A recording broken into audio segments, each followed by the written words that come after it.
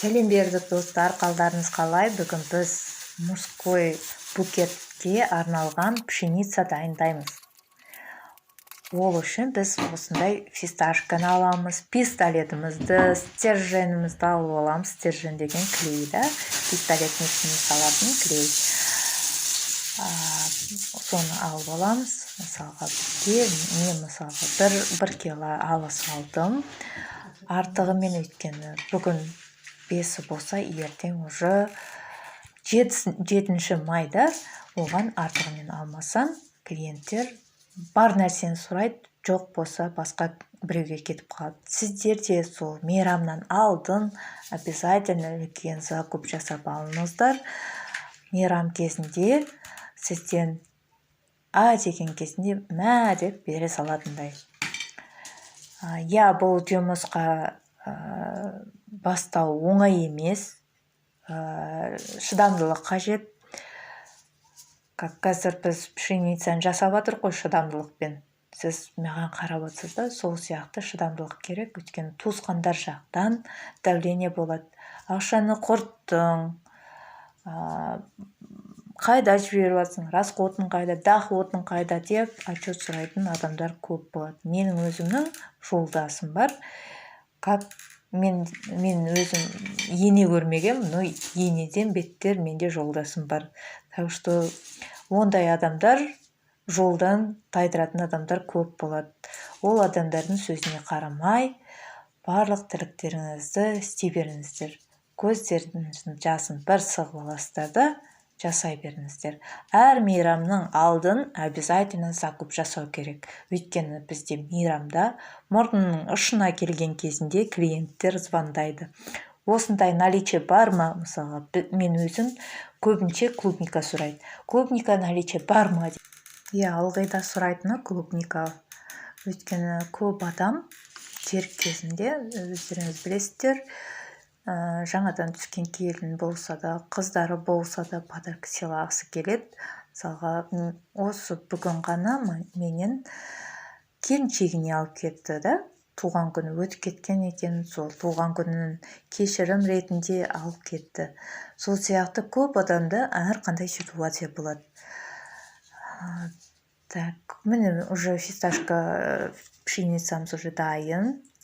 Ал сіздер лайк, подписка, комментарий жазуды ұмытпаңыздар. Осылай арасында айтып естеріңізге түсіріп отырмасам, сіздер кейбіреулеріңіз ұмытып кетесіздер, маған әдемі комментарий жазып жіберіңіздер, иә. Күнделікті видео түсіре аламын деп айтамаймын. Басынан обязательно теріс қаратып, тесік емес жерінен клейді саламыз.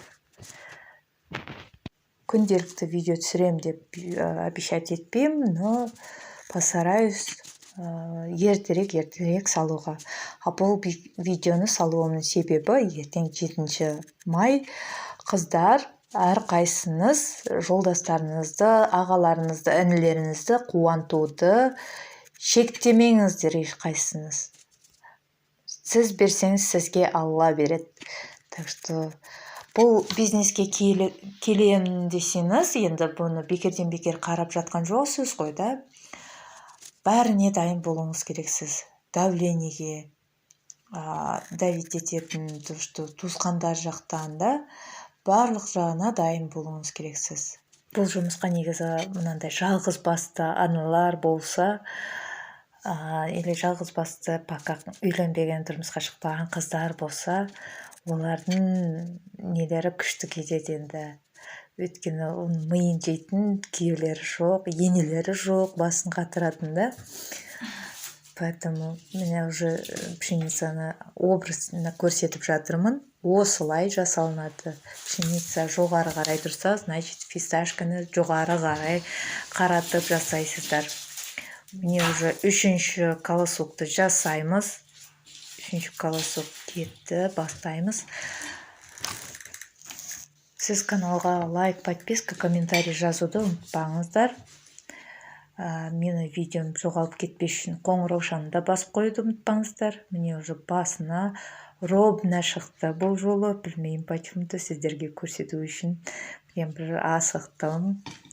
Менде 12 штук колосок болды. 12 штук колосокты мен 1 сағатта бітірдім. Енді ол сіздердің опыттарыңызға байланысты. 12 колосокты, может быть, бір күн істеуіңіз мүмкін, бірінші мәрте, потом уже не қылады. Абайлаңыз, айтпақшы, клеймен жұмыс істеген кезінде қолыңызды күйдіріп алмаңыз. Өйткені мен уже бастаған кезінде қанша рет қолымды күйдіргенмін. Үлкен мейрамдарда, мысалға, қасыңызға помощница алып алсаңыз болады.